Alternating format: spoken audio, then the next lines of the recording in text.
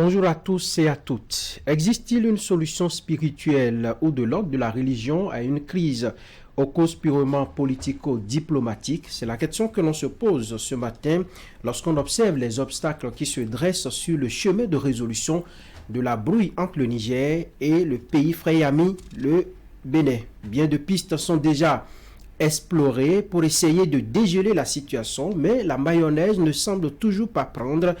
Alors on est en droit de chercher bien ailleurs les dites solutions. Notre invité de ce matin a une double casquette. Il est dignitaire religieux et acteur politique. Imam Shakirou Amoussou, bonjour.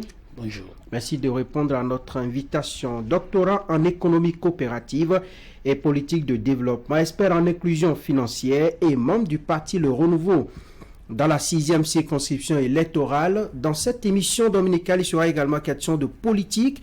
La mouvance présidentielle qui est sur le terrain pour une reddition de comptes. Question: le régime tient-il le bon bout après avoir, disons, délaissé le terrain aux adversaires politiques pendant environ 8 années? Et puis, nous passerons en revue cette actualité liée à l'immigration des Africains, les jeunes qui tentent toujours de rallier l'Europe à la recherche de l'Eldorado. Eh bien, mesdames et messieurs, bonjour. Voilà l'ossature de cette émission dominicale que je vais co-animer ce matin avec William Cliquant. William, bonjour. Bonjour Franck, bonjour à tous. Imam Shakirou Moussou, bonjour. Bonjour. Imam, politicien, un profil type, non? Absolument. Comment l'arrimage se fait? Vous savez, le prophète de l'islam même, merci d'abord pour votre invitation. Vous savez, le prophète de l'islam même, c'est un politicien. Ah bon? Sans la politique, il ne peut pas conquérir les villes environnantes, vous voyez, avoir la stratégie. Donc l'islam, au-delà de tout, c'est d'abord politique.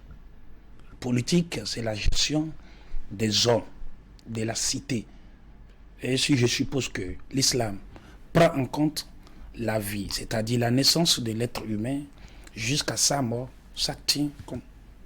Dans cette organisation, cette vie en société, l'islam aussi prend en compte d'où la nécessité des musulmans, d'un imam. Un imam, c'est comme un dirigeant qui dirige une communauté, toute une communauté derrière lui, de s'intéresser à la gestion publique, politique, parce que politique, ça prend en compte sécurité, économie, sociale.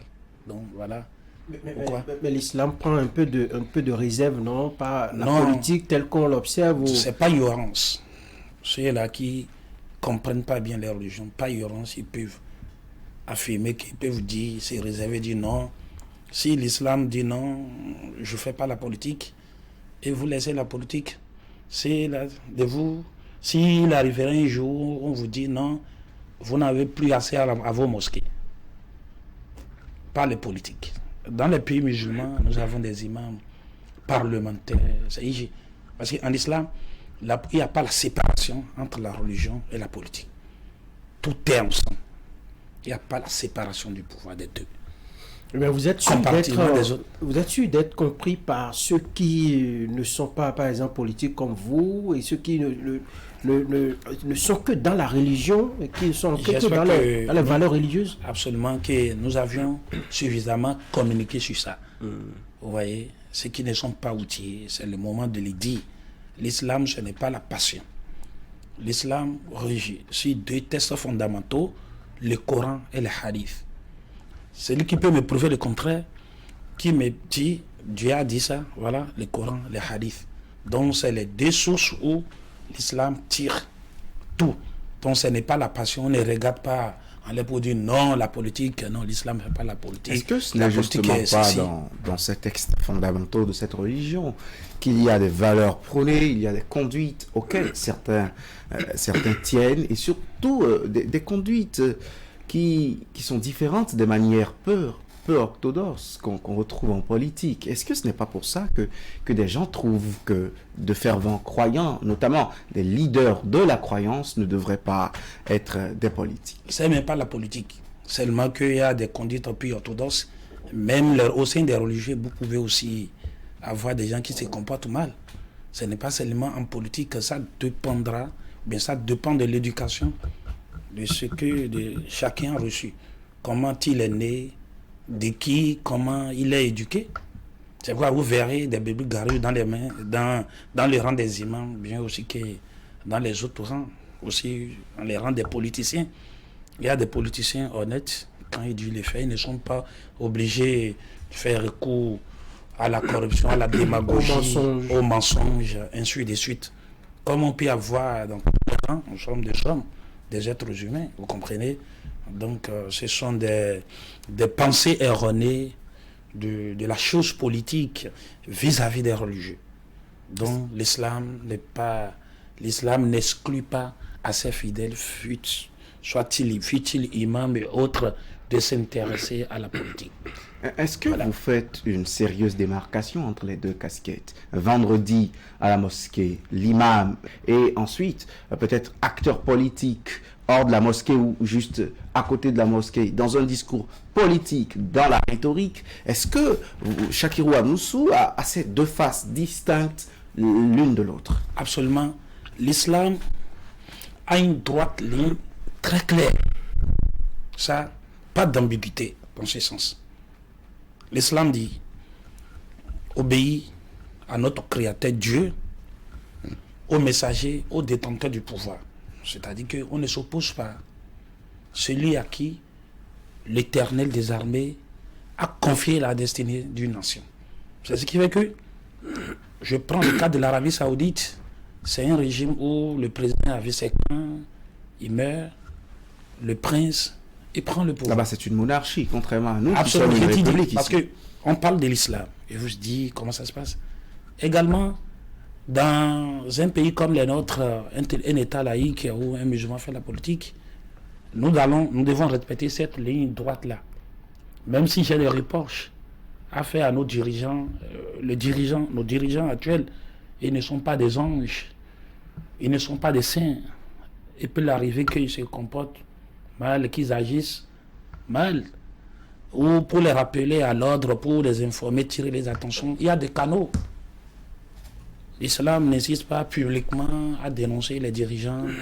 Oui, mais il y a encore que je suis un acteur de la mouvance présidentielle du parti UPL Renouveau, et à travers ces dirigeants de ces partis, je peux écrire, saisir, dire telle action, telle décision, voilà, vous comprenez? Oui, mais les tests que nous sommes également donnés, qui régissent aujourd'hui notre société, ces tests-là nous permettent, ouvrent des canaux également par lesquels on peut dénoncer. Je prends les marches, les sit-ins, et lorsqu'on dénonce, il y a une certaine véhémence dans les propos que l'on tient. C'est ça qui dérange souvent les dirigeants. Ça aussi, ce sont les tests qu'on peut... On peut le faire autrement, pour dénoncer, pour corriger. C'est quoi la finalité?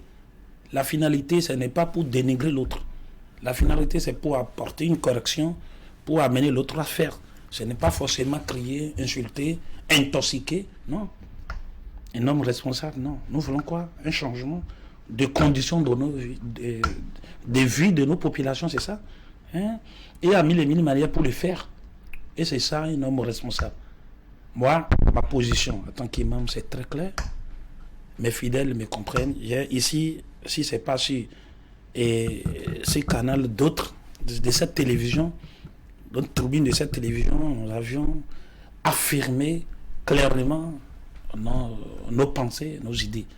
Donc, en quoi cela ne gêne à rien. Vous voyez, si quelqu'un doit me prouver le contraire, en tant que musulman, qui me dise, Dieu a dit ça, le prophète a dit ça, et c'est ça. Est-ce que à la mosquée, je parie qu'il y a des musulmans démocrates, il y en a du bloc républicain, des autres formations politiques aussi. Comment ça se passe quand on sait qu'on a un imam, un leader affiché, assumé d'un clan politique donné, et qu'ensuite on doit se revoir à la mosquée pour parler rien que religion? Absolument, c'est cela, ça interpelle, vous savez, la sagesse et la diplomatie. D'abord, Dieu nous a aussi invités à la sagesse de vous adresser aux gens, même, et ne serait-ce que prêche avec la sagesse et bonne exhortation. Vous comprenez? Je donne un exemple. Celui qui vous dit, qui se présente à vous, je veux votre fille en mariage. Et un jeune homme qui se présente à vous, qui se dit, donne-moi votre fille, je vais me coucher avec elle. À qui d'aider vous allez accorder votre fille. Donc ça dépend du langage. Comment vous êtes étudié, le message, comment vous passez ces messages. Et c'est ça le leadership aussi. Donc les membres que nous sommes devons désormais affirmer le leadership. En islam, il y a la divergence. Vous comprenez, des savants, nous avions des écoles, Malikites, Chafiites et Sunnites, cette divergence-là. Mais cette divergence-là, et de ces différentes écoles, ne nous empêche pas de nous coopérer, de rester ensemble. Et c'est ça. La preuve, il y a des sunnites, des chiites et autres qui prient derrière moi. Moi, je suis un sunnite, ainsi de suite. Donc, nous avions des points communs. Ce point commun-là, c'est l'islam, l'unicité de Dieu. Peu importe nos divergences, nous devons taire nos divergences et prier. Donc, c'est ça. Sur des points sur lesquels nous ne sommes pas attendus, ça, c'est entre hommes. C'est compréhensible, c'est gérable. C'est pas que je ne suis pas interpellé par des fidèles certains pour dire, et j'explique ma position et j'affirme. Vous les sentez convaincus parce que, vous savez, il y a un léger piège. C'est un peu comme on le voit dans certains autres pays, des imams, des leaders religieux qui ont des tendances politiques et parce qu'ils ont beaucoup de monde derrière eux, ils ont la facilité de faire pencher les décisions politiques ou les pouvoirs publics dans un sens ou dans l'autre. Je pense à l'imam Mahmoud Dicko du Mali, je pense aux grands leaders religieux sénégalais. Ces deux États que je viens de citer sont des États laïcs. Absolument. Mais le leadership des religieux en politique a tendance à avoir un gros poids. Absolument, c'est ça. Et vous savez, le Mali et le Bénin, ce n'est pas les mêmes contextes. Vous savez qu'au Mali, je peux vous dire que les musulmans sont plus de 90% de leur pays population, alors qu'au Bénin, on fait à peine une trentaine. Vous savez, ce n'est pas le même contexte. Dans un parti politique, vous pouvez avoir tout, le mélange, vous comprenez, les membres avec les chrétiens, les vaudouistes, vous comprenez. Donc, ça doit aller. C'est pas ça impact. L'imam, c'est une personnalité quand même religieuse. Ça va venir. Avec le temps, nous sommes en retard par rapport à ça. Les dicos, ils sont en avance. Ils ont compris que la chose politique doit interpeller aussi les dirigeants. Ça, c'est clair. Et plus question de laisser la politique aux politiciens seulement. Il faut que les religieux aussi s'y mettent. Oui, parce que le prophète de l'islam a dit, il y a deux personnes. Quand ces personnes sont bien outillées, bien qu'il n'y a pas de problème bonne, la société sera bonne. Les politiciens et les religieux. Quand ils sont corrompus, la société aussi. Il faut de temps en temps, et cette DIA arrivant bien, qu'interpelle les dirigeants sur des questions sociétales, économiques et autres pour dire voilà, notre doctrine, et c'est ça. Donc nous n'allons pas désormais laisser pour dire non, la politique s'intéresse. Alors que les décisions politiques s'imposent aux musulmans, qu'aux vaudouistes, à chrétiens. Vous comprenez? Donc c'est ça. Mais quand tu n'es pas là, on fait sans toi. Donc ça pose problème. Tu n'es pas là, on fait sans toi. On vote les lois sans toi, on fait tout sans toi. Tu n'es pas là, la politique déjà est vide. Ça ne concerne pas. Voilà.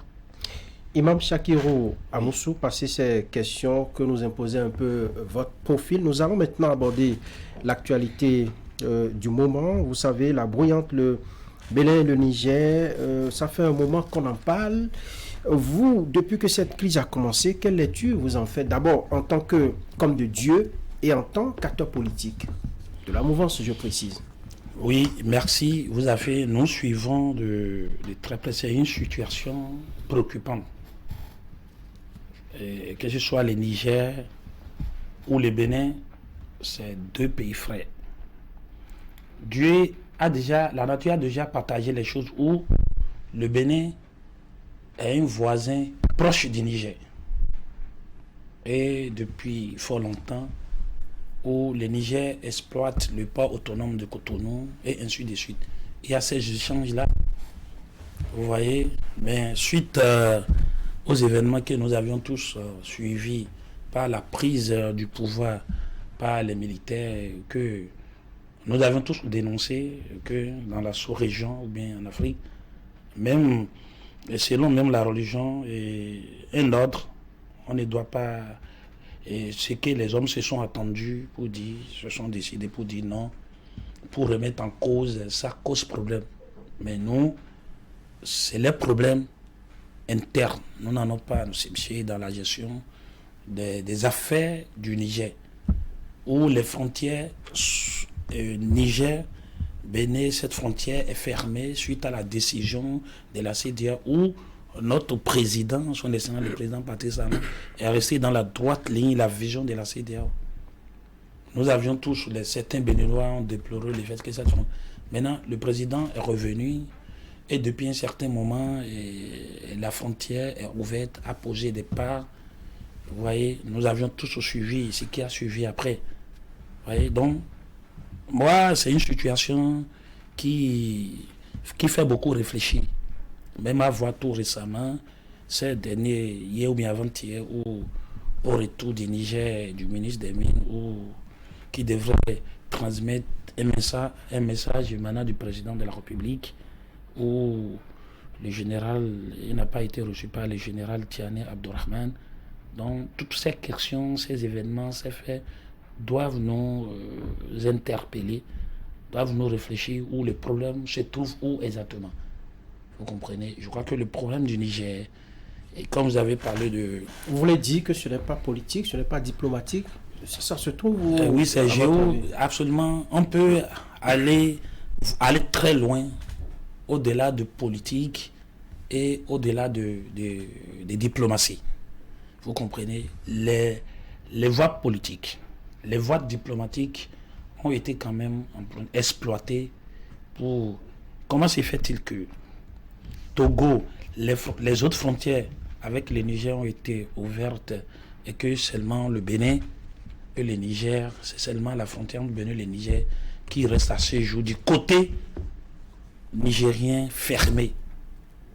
Le Mali, s'il n'est pas du côté des politiques ou du côté de la diplomatie, où est-ce que se trouve le mal, le ver dans le fond? Donc cela, moi, m'amène à douter de la sincérité du général Abdourahmane Tiani, qui est aussi un musulman.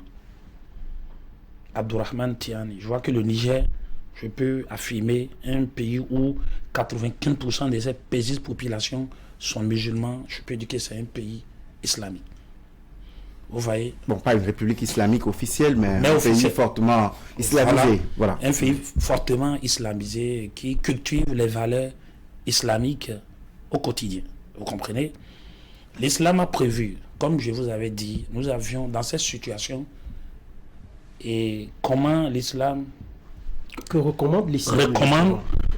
Comment l'islam recommande dans cette situation? Comme je vous avais dit, que nous avions deux sources. Si les provinces viennent à nous pour régler nos différends, que ce soit dans nos foyers, entre nous, les citoyens, la société, c'est le Coran et le Hadith. C'est la principale source pour régler, et les enseignements prophétiques. Au temps du prophète Mahomet, paix et bénédiction sur lui, a été aussi confronté à des pareilles situations où les musulmans ont été interdits d'accès à la Mecque. Les prophètes, paix et bénédiction sur lui, a mobilisé une forte armée, parfois pour entrer, mais à un moment donné, ils ont quand même eu ce traité-là, que nous appelons le traité de Hudaybiya. Ce traité qui a permis d'atténuer les tensions entre ces deux villes rivales. Donc ils ont discuté et ils se sont accordés. Ils étaient accordés entre la Médine et la Mecque. Et l'année qui a suivi, les musulmans ont pu quand même effectuer le pèlerinage. Je vais vous dire que pendant cette période, il y a eu beaucoup de convertis. Le prophète, Père et bénédiction sur lui, aurait dû aller avec force, avec son armée. C'est là les polythéistes de la Mecque ont dit, ah, celui-ci n'est pas un rebelle. Vous comprenez? Donc il a eu ce traité-là de paix au début. Je sais qu'Abdourahmane, sûrement, il est un musulman. S'il fait recours à ces pratiques islamiques, il doit voir qu'il n'est pas plus patriote que le prophète Mohammed. Non. Alors que la Mecque, c'est la terre natale du prophète. Pourtant, on lui a interdit il a envoyé un émissaire, comme le président Patrice Talon a envoyé à Dambi vers Tchani, lui transmettant un message. Avec les polythéistes, hein. Or, le Bénin n'est pas, même si c'est considéré vaudou, mais ce n'est pas pas une terre polythéiste. Il y a des musulmans, il y a des chrétiens. Vous voyez? Donc, il y a eu ce traité-là entre les polythéistes korachites et les musulmans. Ce traité Houdaybiyah. Vous voyez? Donc, ces pratiques islamiques... Oui, pourquoi ces valeurs religieuses-là n'ont pas inspiré les dirigeants de la CEDEAO au fond moment de la crise pour leur permettre quand même d'atténuer le ton qu'ils avaient utilisé? Le ton était aussi un peu trop violent et ça a braqué un peu les autorités nigériennes. Vous savez, la CEDEAO dans son rôle légitime pour dire c'est une institution de la sous-région, vous voyez, pour accéder au pouvoir, je vous avais dit, c'est que les hommes se sont réunis pour dire c'est sacré. Hein? Donc la CEDEAO, on ne doit pas condamner la CEDEAO pour ça. La CEDEAO est revenue après ces sanctions. Si la CEDEAO a encouragé les saints partout en Afrique, les gens, s'ils ne sont pas d'accord avec un gouvernement, ils mettront tout en œuvre pour déstabiliser, pour arracher nos militants, vous comprenez? Donc c'est ça. Mais la CEDEAO est revenue de meilleurs sentiments. Aujourd'hui, maintenant, est-ce que les sanctions contre le Niger demeurent toujours? C'est là la question. Non? Presque toutes les frontières sont ouvertes entre le Niger et les autres pays. Pourquoi les cas du Bénin? Alors que l'islam nous recommande le bon voisinage. Dans le Coran, il a parlé du voisin éloigné, du voisin proche. C'est une recommandation, le voisinage. Même ton voisin à côté de toi, qui soit polythéiste, il a un droit sur toi, ou non? Donc, et c'est ça.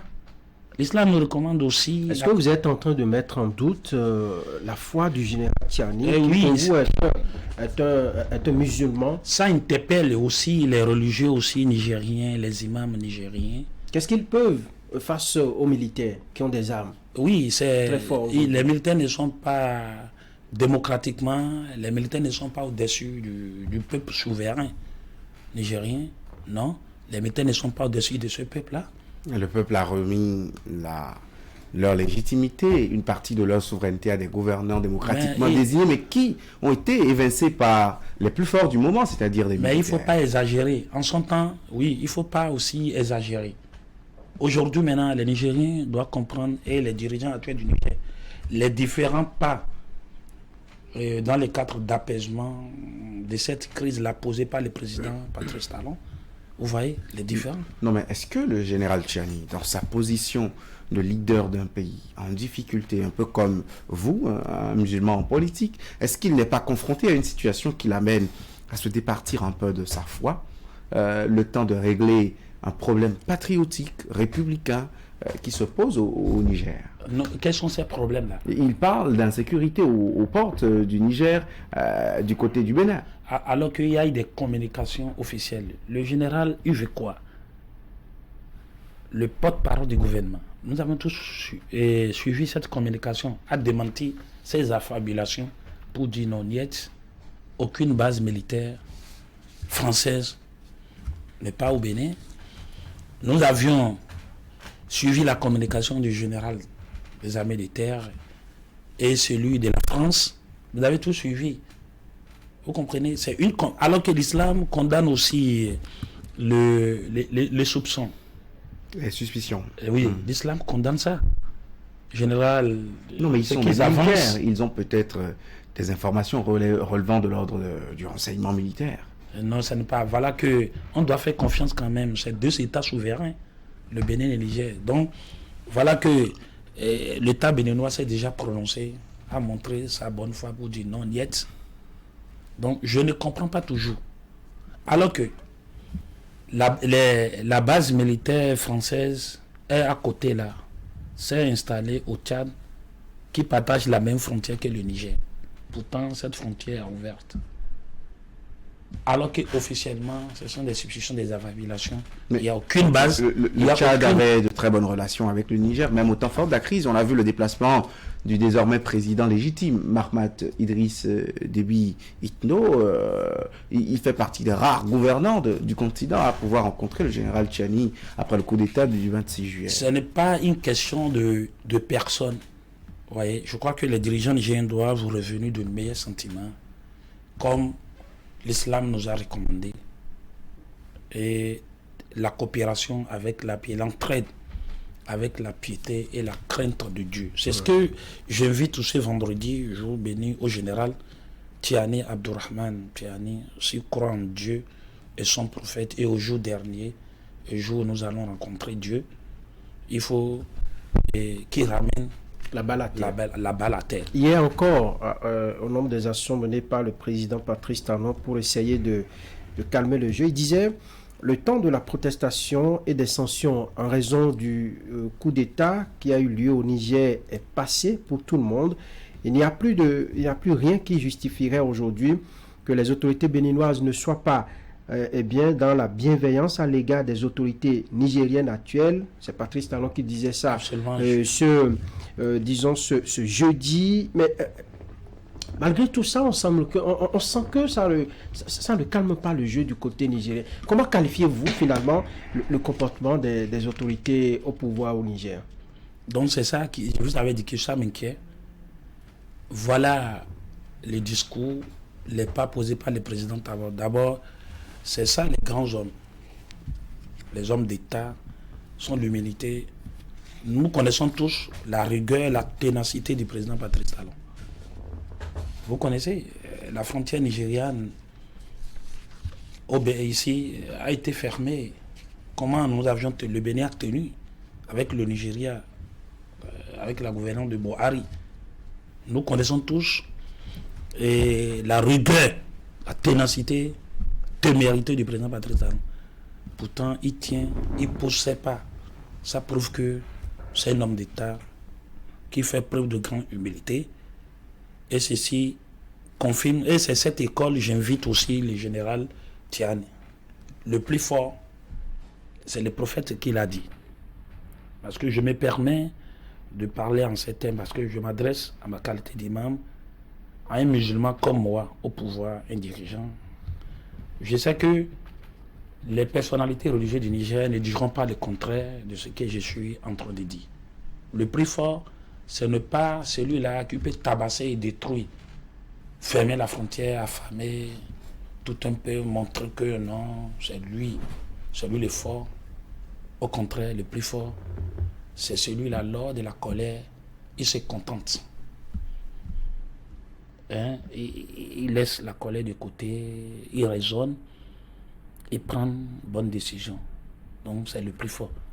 Shakirou Amoussou, oui. Vous avez parlé de la réouverture de la frontière du côté du Nigeria. Oui. On sait le rôle qui a été celui des religieux et des grands dignitaires de la religion musulmane du côté du Nigeria et du côté du Nigeria, et le rôle de certaines personnalités traditionnelles.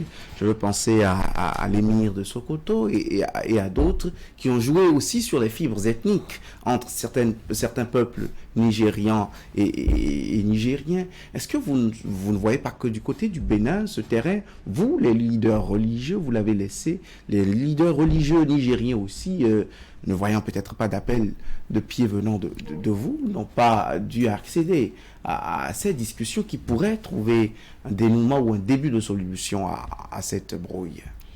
Absolument. Je crois que c'est la solution idéale. Tout à l'heure même, avant de venir à cette émission, j'ai échangé avec le responsable des étudiants nigériens résidant au Bénin. Ils sont très nombreux, Dieu seul sait. Ils sont très riches. Donc, c'est pour organiser un atelier, pour réfléchir sur les portes des solutions. Sûrement un atelier qui, sûrement, va avoir des recommandations bien à l'endroit du chef de l'État béninois. À l'endroit du général Tchiani. Donc, dans les tout prochains jours, je crois que nous allons initier cette démarche. Il faut rencontrer le président de la République, son Excellence le président Talon. Nous le ferons. S'il faut aussi rencontrer Tchani, nous le ferons. Parce que c'est ça que notre religion, c'est ça que l'islam nous recommande. Quand deux personnes se battent, deux groupes, il faut les réconcilier. Oui, à quand la liaison entre les imams ou les religieux, les dignitaires d'ici et ceux du Niger, ça va porter plus, donc ça aura plus... Absolument, il y a cette fraternité religieuse-là et qui ne sera remise en cause, que nous comptons... Vous y croyez, vous, avec le mercure, monter à ce degré? Le Niger, c'est un peu pacifique. Nous avons des grands théologiens, musulmans, des grands imams qui comprennent eux aussi ne comprennent pas. Eux aussi se posent des questions pour savoir. Nous n'avons pas intérêt, un pays frère, à rester comme ça. Vous comprenez? Donc, ça doit porter. Ça ne va pas demeurer. Vous comprenez? Ce n'est pas la fin du monde, parce que entre le Bénin et le Niger, le général Tiani va partir, le président Talon va partir. Nous partirons, mais le Niger et le Bénin demeureront éternellement. Très longtemps, vous comprenez? Donc nous croyons fermement que ça, c'est pour un temps. Et cette période doit passer. Donc j'invite les deux chefs d'État. Déjà, ce que nous attendons, celui du Bénin, il le fait déjà, les pas posés, les discours par le président, dont nous saluons d'abord l'humilité. Et aussi, nous invitons aussi le général Abdourahmane Tiani aussi à faire aussi preuve d'humilité aussi, de modestie, et à comprendre autrement. Parce que cette période, cette crise a rendu certains. Vous comprenez? Ça rend certains. Qui sont ceux qui ne veulent pas, ceux qui ne veulent pas que le Niger et le Bénin restent ensemble. Ouais. On a des il faut ennemis, déplacer les débats. On a des ennemis dans la sous-région. Je n'ai pas dit, il faut déplacer les débats au-delà des considérations des personnes, ou bien, vous comprenez, au-delà, il faut déplacer les débats. Donc, c'est ça.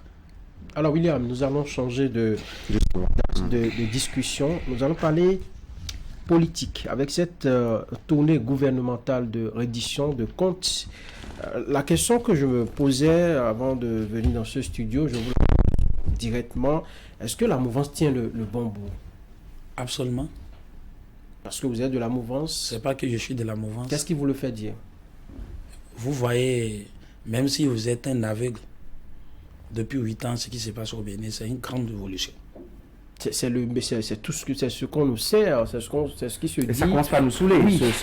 Pourquoi vous le dites? Quel est le contenu de ces propos que vous savez, il y a un adage yoruba qui dit, je ne suis pas yoruba, je vais essayer de... Oui, allez-y. Qui dit, quand un aveugle te confie la garde de son arachide et que tu ne souffles pas, il va penser que tu es en train de manger son arachide. Il ne voit pas, mais il t'a dit, garde-moi mon arachide. Donc, il faut siffler. Donc, c'est ça, cette tournée gouvernementale vient à point nommé éclairer nos paisibles populations sur des actions fortes du gouvernement, des actions salvatrices depuis 2016 à ce jour. Ce qu'on a fait, qui est évident, ce qu'il n'est pas impérieux de démontrer. Pourquoi on en parle? Pourquoi on organise une fanfaronnade, une propagande? Non, c'est pas une propagande. Parce que le gouvernement, au début, avait fait une mauvaise option de ne pas communiquer. Ah, mauvaise option? Oui. De ne pas... Vous faites partie des rares personnes qui fait une mauvaise option. Qui reconnaissent ça. Oui, de ne pas faire lumière sur ses actions. De ne pas communiquer sur ses actions. Vous avez parlé de l'humilité de Patrice Talon. Tout cela peut être déteint de moi j'ai dénoncé beaucoup de son humilité pour ne pas saouler les Béninois avec des discours à longueur de journée. Ces gouvernements ne communiquent pas sur ses actions, alors qu'il fait autant, beaucoup.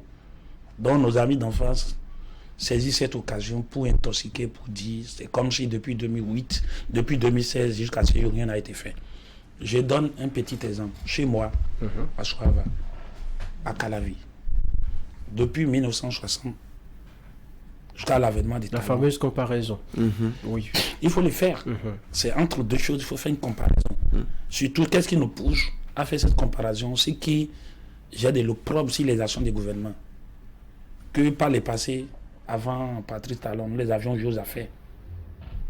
Vous voyez, quand la cour du cochon est sale, ce n'est pas au mouton de le dire, permettez-moi. C'est un adage de chez nous.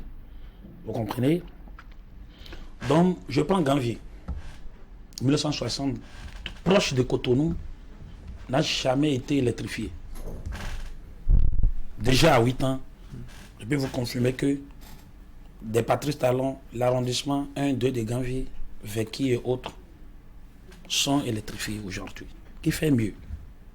Non, mais l'électricité est peut-être ce que Patrice Talon a fait, mais non, je n'ai pas fini. D'autres gouvernants vous ont aidé à avoir d'autres réalisations. Lycée technique de Zango, nous avons tellement eu de réalisations où vous n'êtes pas sans savoir les projets Ganvié réinventés qui évoluent. Tout récemment, il y a la mise en place du système d'épuration des eaux usées à Ganvié. Oui,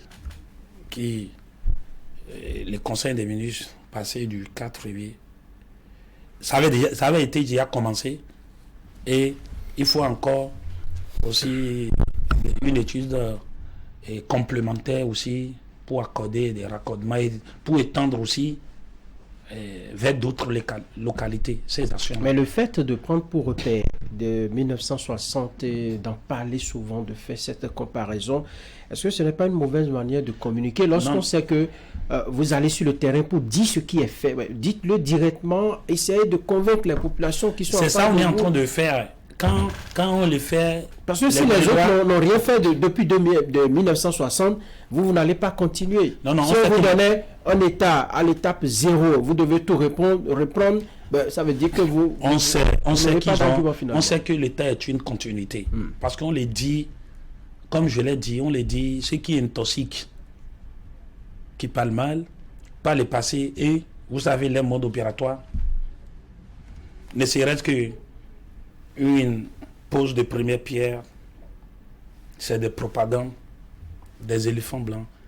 Moi, je vais vous dire, montrez-moi, journaliste ici, vous êtes honnête. Un chantier, un éléphant blanc du président Patrice Talon. Quand on dit, on les fait. Mais il y en a qu'on espère toujours. Hein. Il y en a dans les sont passés, les lycées, les logements sociaux, on ne les a pas encore vus. Et surtout, ceux qui reprochent... Dis-moi, non, soyons honnêtes. Ceux qui reprochent justement à Patrice Talon sa gouvernance ne sont pas que des opposants. Il n'y a pas que des yaïstes dans le Bénin, à part les pro-Talon. Est-ce que, de façon objective, comme Franck le disait, si c'est maintenant que le Bénin devrait démarrer, est-ce que Patrice Talon n'aurait pas suffisamment de fil à retordre? Et ce n'est pas parce qu'il y a eu soit des bases posées par endroit ou des choses préexistantes par moment que vos actions ont été faites? Non, nous reconnaissons ces différents efforts.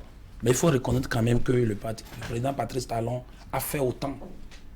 Aujourd'hui, vous pouvez vous affirmer que le Bénin est un État souverain indépendant. Le Bénin n'est pas un État, à la date d'aujourd'hui, un État mendiant qui s'agenouille pour les autres. Juste parce que Patrice Talon allait dire il a fait des choix au Brésil. Absolument. Il a fait des choix économiques. On n'a pas besoin d'aide et on a les inspecteurs français pour nous aider sur la question du terrorisme. On n'a pas besoin d'aide et on court après les investisseurs. On est en train d'aller parce qu'on ne peut pas construire le Bénin seulement en 10 ans ou bien c'est progressivement.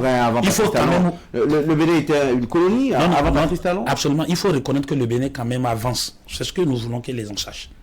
Et si vous disiez juste ça en laissant les comparaisons d'avec le passé? Ok, je suis d'accord. Mais il faut dire ce qui est toxique là, qui se calme. C'est ceux-là qui nous amènent. D'ailleurs, j'ai lu une communication sur les réseaux sociaux, les démocrates qui tassent votre tournée de mensongers, de démagogique et tout.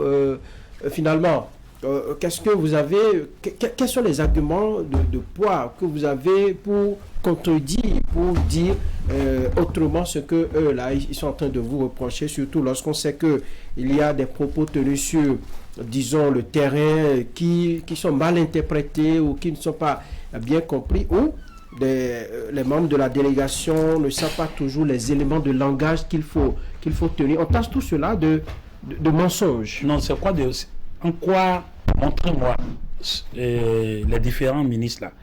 Et en quoi il y a eu de mensonges là, il y a la démagogie. Les gens disent... Ce sont les démocrates qui le disent. Moi, j'ai paraphrasé. Donnez-moi, ce sont des affabulations. Ouais, donnez-moi un La exemple. vice-présidente du Bénin a dit à Alada que, en acquiesçant en propos d'une citoyenne, que si Patrice Talon ne faisait pas cette route-là, que jamais aucun gouvernant ne viendrait le faire parce qu'après Patrice Talon, apparemment, le Bénin s'effondrait. Est-ce que ces éléments de langage ne sont pas de nature à montrer tout le contraire de ce que vous pensez vouloir faire, c'est-à-dire perturber les Béninois au moment où... Non, ce n'est pas perturber les Béninois, c'est pour dire, ceux-là, nous en avons assez. Il faut qu'ils s'éteignent désormais. Il faut qu'on montre. Il ne faut pas abuser de, je ne sais pas, de naïveté de nos paisibles populations pour intoxiquer les actions du gouvernement. C'est ça Est-ce que le ministre... Est-ce que finalement, ceux qui parlent et qui critiquent, est-ce qu'ils ne vous rendent pas finalement service? Parce que ça vous permet de réajuster un peu vos actions, de savoir où est-ce que c'est moins bon non, et qu'il faut... Il ne faut pas critiquer pour critiquer.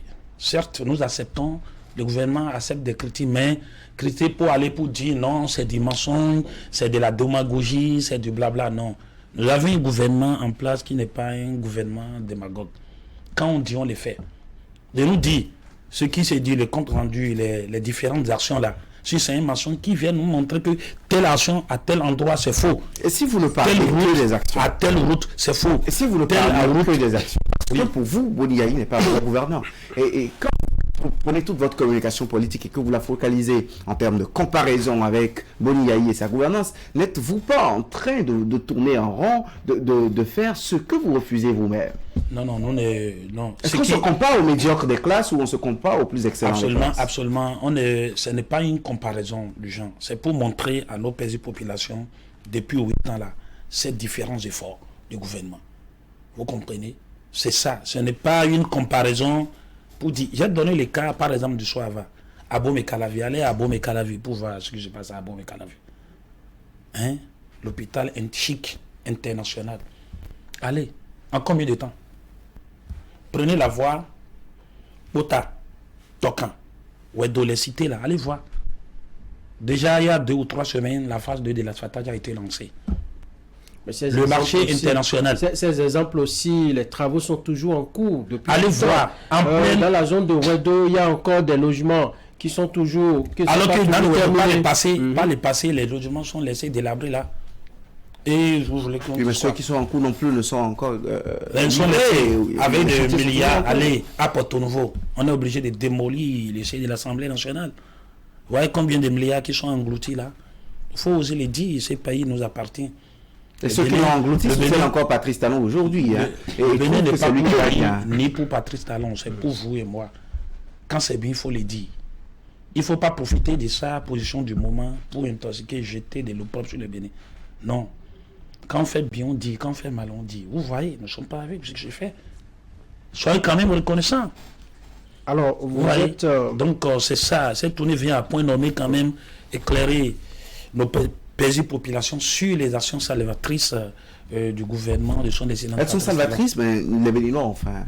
comment est-ce que vous faites cette tournée? Vous expliquez aux Béninois... Allez voir. Les efforts que vous faites et la pénibilité dans laquelle les Béninois se trouvent au jour le jour. Quand on dit les Béninois font là, c'est ces mots-là. Allez au Togo pour voir... Non, parlons du Bénin. Attendez, faisons d'abord...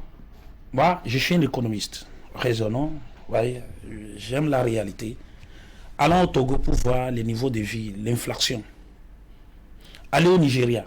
Voilà. Vous avez des chiffres à nous donner? Allez, les taux d'inflation bénin. Allez voir, allez prendre les chiffres de la Banque mondiale, du Fonds monétaire international. Nous sommes à combien? Par rapport au Nigeria, au Togo, c'est le Bénin. 3% les taux d'inflation au Bénin. Ça, c'est de la macroéconomie. Dans les plats des Béninois, dans les plats des Béninois, c'est sûr. Quand tu travailles... Le coût du carburant, le coût de la vie, dans la réalité. Attendez, le coût du carburant, c'est le Bénin qui produit le carburant. Le carburant est importé. Le riz est importé. L'huile est importée. Tout est importé. Mais que fait le gouvernement pour qu'on n'importe plus, par exemple, le riz, lorsque vous parlez du... Ouais, combien d'hectares produit chez vous, un peu comme le coton, où nous avons fait des bons ces dernières années. Oui, avant Talon, il y a moins de 6 000 hectares qui sont viabilisés. Aujourd'hui, c'est multiplié par 4, plus de 25 000 hectares au profit de ces c'est d'accord. cultivateurs du riz. C'est d'accord. Mais lorsque vous réveillez vos fidèles musulmans qui doivent aller dans les mosquées, ils se réveillent un matin et le prix du gari flambe, le prix du haricot, le prix du maïs passe de 275 à 400 et quelques. Vous ne voulez pas que les gens parlent? Vous savez que ce n'est pas le gouvernement du président Patrice Talon qui fixe le prix du gari ni du maïs. C'est pendant ces pays, quand Talon prévoyait, prenait des actions pour prévenir cette situation. C'est vous là, nous avions tous crié non, pourquoi interdire aux gens? Nous avons tous crié, pourquoi interdire aux gens d'envoyer ces produits vivriers hors du territoire béninois? Parce qu'ils gouvernaient, c'est prévoir. Maintenant, qu'est-ce qui se passe? Les gens, comme ils ont faim à leur niveau, il y a pénurie de ces biens de première nécessité, ils viennent au Bénin proposer un prix plus élevé, ils ramassent nos vivres nestoriales. Nos gens, ils encaissent, par exemple, le PAM, le Programme alimentaire mondial, plus de 100 000 tonnes de ces biens vivriers et qu'ils emmagasinent pour les périodes de crise, pour sortir, ainsi de suite. Vous comprenez, ces mesures-là, pendant que le gouvernement prenait des mesures pour empêcher la sortie de ces produits, vous voyez la réaction de C'était au profit de la GDIZ, ce n'était pas pour que ce n'est pas seulement le maïs. Non, quand vous dites au profit de la GDIZ, ce n'est pas vrai. Ce n'est pas vrai. Et aujourd'hui, maintenant, quand les mesures sont prises quand même pour empêcher la sortie, vous voyez que ces produits sont progressivement d'être revus à la baisse. Donc c'est ça. Il ne faut pas attribuer le fait que le maïs coûte 400, 300 au gouvernement du président Patrice Talon. C'est la politique de notre sécurité alimentaire. Oui, c'est notre compte pour gérer le ventre du dernier des Absolument, ça se fait, c'est ça. C'est ça, j'ai dit. On a crié en son temps, quand les mesures fortes ont été prises pour prévenir cette crise, pour empêcher la sortie de ces produits. Sur les réseaux sociaux. Si ça pénalise ceux qui sont dans le secteur, je pense que les efforts, le gouvernement déploie beaucoup d'efforts quand même pour atténuer ces crises alimentaires et autres. Et nous pouvons nous réjouir qu'au Bénin, nous vivons très mieux, comparativement au Nigeria, au Togo, au Niger, où les gens... nous vivons mieux comparativement aux autres, mais nous vivons mal en notre Non, ça on peut le reconnaître. Même en Europe aussi, vous comprenez. Donc, chacun doit oublier deux événements alors, le meilleur vous avez oublié deux événements majeurs qui ont frappé l'humanité. La guerre en Russie, l'Ukraine, Covid, ces événements pour corollaire, c'est que nous, les flambées des prix partout dans le monde, l'inflation, c'est pas Bénin qui a inventé. Alors, c'est de cela, c'est de cela il s'agit. Dans cette tournée, lorsque vous allez dire ça aux populations, qu'est-ce qu'elles vous répondent? Non, la population comprend. Dans la 6e circonscription électorale. Soit il n'y a pas de problème, il comprend que c'est ça. Il revient aux acteurs d'aller expliquer. Nous expliquons. Il faut que chaque acteur, personnalité politique de sa zone explique ces efforts-là. Il fait comparer, il explique aux populations. À soi, là, non, pas de problème. Il n'y a qu'à la vue, les leaders, nous essayons aussi d'expliquer. Moi, je ne rate aucune occasion sans en parler. De chaque fois une action est posée à l'endroit de ma circonscription, de ma commune, j'en parle. Et c'est ça la reconnaissance. Car celui qui ne remercie pas l'homme ne saura remercier l'Éternel. Donc, de cela, il s'agit. D'accord. En toute franchise, vous êtes sur Zone Franche, vous êtes... face aux téléspectateurs, en 8 ans, qu'est-ce qui n'a pas marché? Qu'est-ce que Talon n'a pas pu réussir? Et que vous, personnellement, vous auriez souhaité qu'on retrouve aujourd'hui dans le livre des bilans de Patrice Talon? C'est que... Non. C'est une question compliquée. Hein? Non, c'est pas compliqué, on va le dire. Ce que nous reprochons, le gouvernement Patrice Talon n'est pas un saint ni un ange. Vous voyez? En termes de réalisation, c'est pas fait. Ce que nous reprochons, nous jeunes de la mouvance, même en termes d'emploi des jeunes, il a suffisamment fait à travers les projets. Ne répondez pas à ma question. Vous comprenez, ce qui n'a pas marché, que c'est, je vais dire, c'est au niveau même de nos acteurs politiques. La promotion. Les nominations. Absolument. Vous avez souhaité qu'il déplace à chaque fois les cadres dans les ministères, absolument, comme cela se faisait au temps de Boni.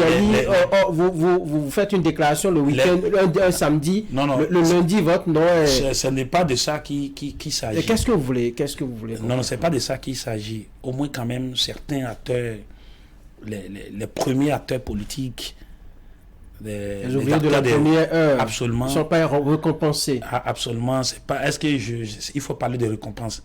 Donc là, ils ont travaillé pour avoir une récompense. Absolument.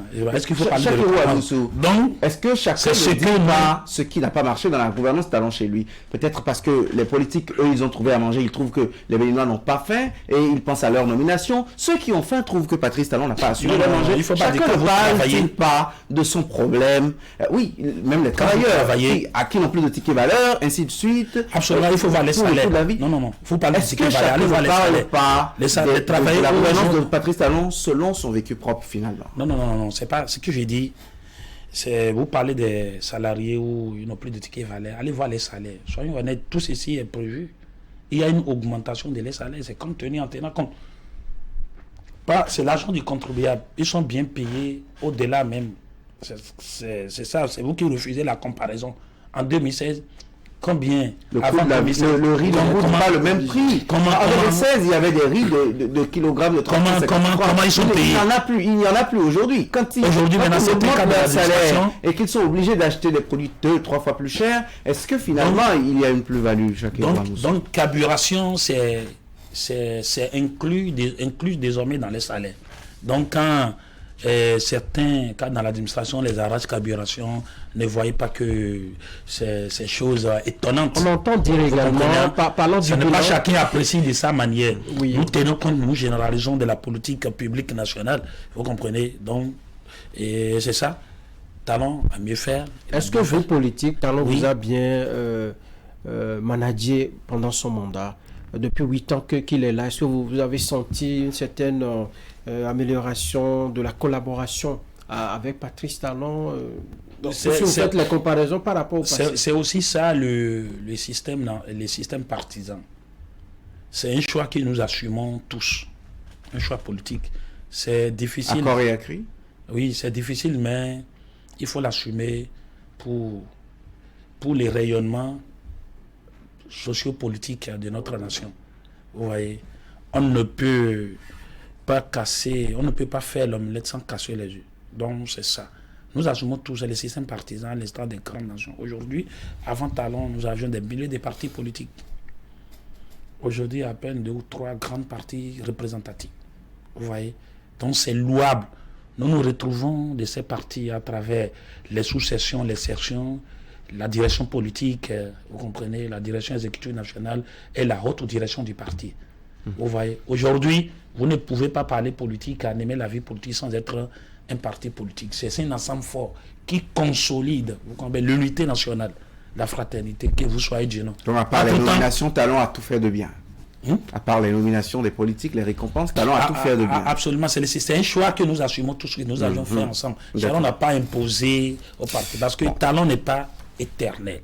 On l'aura retenu, Chakiroa Moussou. Nous allons parler de l'immigration clandestine de la jeunesse africaine, des Béninois qui meurent au large des côtes tunisiennes, d'autres qui survivent et qui volontairement reviennent au pays grâce à l'État et notamment aux agences onusiennes et l'Union européenne. Qu'est-ce que vous dites de cette actualité? Les gens ne sont-ils pas désespérés? Et n'est-ce pas ce qui explique des situations comme celle-là? Vous voyez, je pourrais dire que peut-être ces jeunes sont sous-informés en pensant qu'il y a mieux ailleurs qu'au Bénin. Peut-être ces jeunes ne sont pas informés que le Bénin est plus développé, le Bénin se porte mieux aujourd'hui. Que les pays outre Je ne dis pas que ces pays-là aussi a les problèmes. Ils ont besoin de suivre des conférences, des ateliers pour savoir que le Bénin pour sensibiliser, oui. Je vois. Pour les sensibiliser, pour dire, aujourd'hui, je prends par exemple, parce que ces jeunes sont à la quête d'une vie heureuse. Ce n'est pas la joie, je vais vous dire, moi j'ai parcouru ces pays. J'ai parcouru ces pays. Ceux qui vivent là-bas, ce n'est pas la joie. Hein. Comment moi je les vois là-bas, Mais il y en a qui s'en sortent. Il y en a, qui s'en sortent. combien? Qui envoient de l'argent au pays, qui réalisent, qui combien? Qui font voyager d'autres frères, du village. Quand tu travailles, tu vas gagner l'argent. Où est le travail au Bénin? Moi, il y a le travail au Bénin. Ah bon? Si vous êtes sous-informé, moi, tout ce que moi j'ai réalisé, j'ai construit une maison de mon rêve. Au Bénin, j'ai travaillé. Combien ont pu avoir cette chance, jeunes de votre âge? Moi, les jeunes avec qui moi je travaille, ils gagnent suffisamment d'argent. Ils travaillent au Bénin. Il y a du travail, il y a du boulot au Bénin. Pour tous? Il y a du boulot. Ah ben, je prends par exemple le projet Azoli. Qui sont zone franche doivent venir voir peut-être l'imam Chakirou à Moussou, parce que l'imam connaît beaucoup de voix. Il y a le projet en collaboration. Oui, absolument. Pour leur donner des pistes. Pour leur donner les opportunités à saisir au Bénin. Je prends le projet Azoli à travers Azoli qui emploie des milliers de Béninois. Des milliers de Béninois. Ces jeunes, par exemple, ne sont pas outillés. Ils ne sont pas informés s'il existe telle initiative du gouvernement.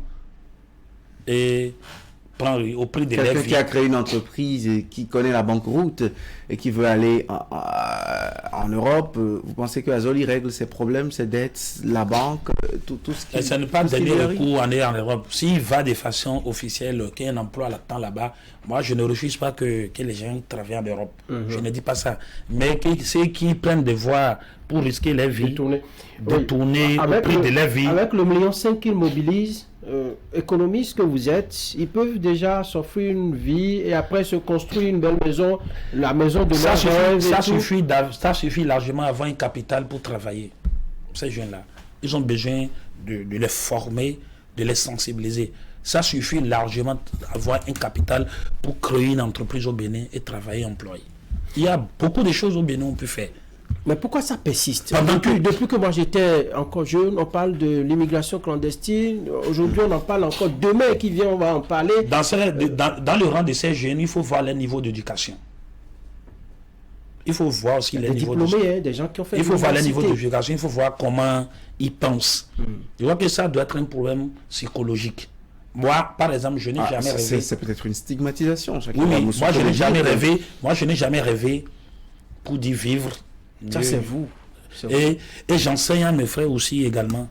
J'ai des cousins, des frères aussi. Depuis, ils sont là-bas. Certains sont là-bas, ils ont abandonné les familles. On sait comment ça pèse sur nous. Ces exemples sont là. Vous voyez, on est mieux chez soi qu'ailleurs. Ça, c'est clair. Donc, ces jeunes aussi doivent comprendre que...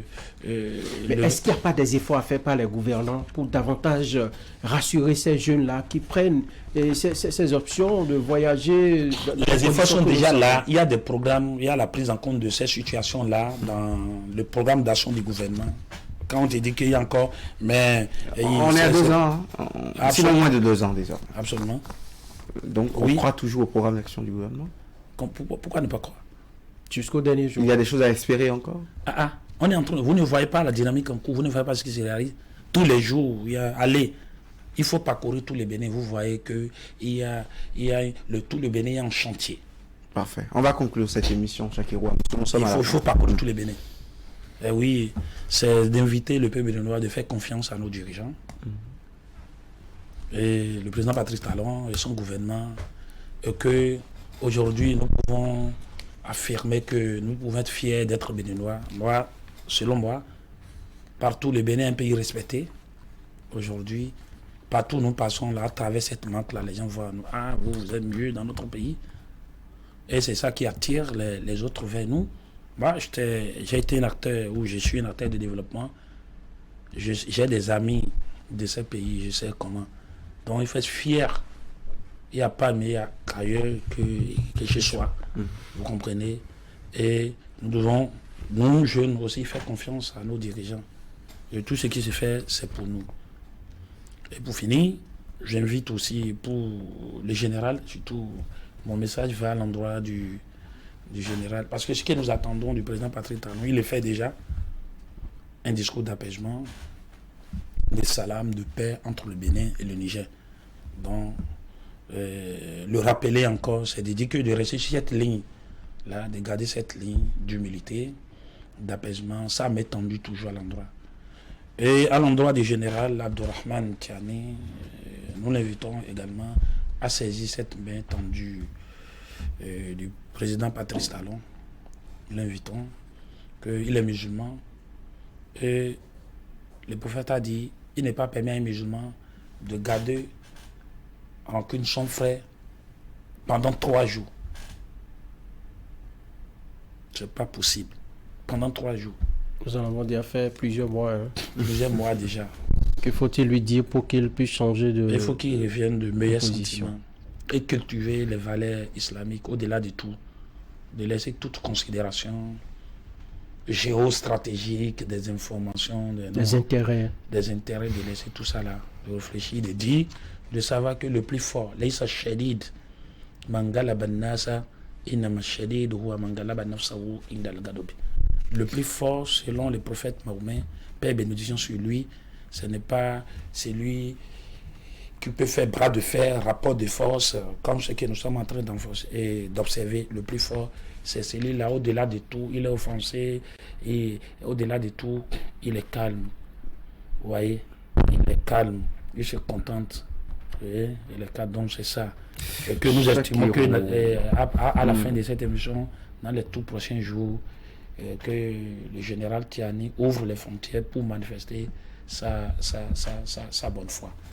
Imam Shakirou Amoussou, doctorant en économie coopérative et politique de développement, acteur politique, membre du parti Union Progressiste Le Renouveau, c'était notre invité sur Zone Franche ce dimanche. Question de la brouille entre le Niger et le Bénin, tournée gouvernementale et aussi la question de l'immigration clandestine. C'était le sujet courant cette émission. Merci à vous d'être venu chez nous. Merci à Franck Aounou, à toute l'équipe de réalisation.